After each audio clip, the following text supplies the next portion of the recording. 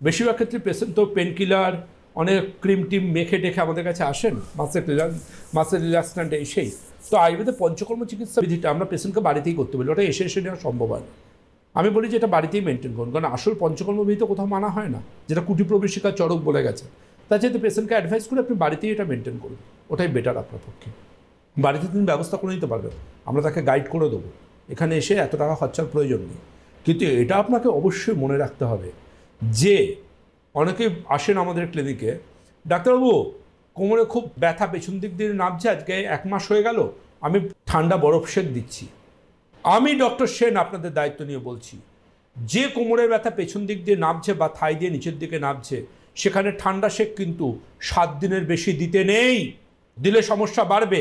60 দিনের পুরনো হয়ে গেছে মানেই 8 নম্বর দিন থেকে কিন্তু আপনাকে গরম সেক দিতে হবে ওখানে। বলে আমরা ডাক্তারবাবুরা বড্ড বেশি ব্যস্ত, আমরা বলতে ভুলে যাই পেশেন্টকে। কিছু কিছু ডাক্তারবাবুর ক্ষেত্রে, সবার ক্ষেত্রে নয়। মনে রাখুন, ঠান্ডা সেক যদি দেন তার নিয়ম 7 দিন। জানেন তো, যে কোনো কিছুর এক্সপায়ারি ডেট থাকে, ওষুধের শুধু নয়, সম্পর্কের এক্সপায়ারি ডেট হয়।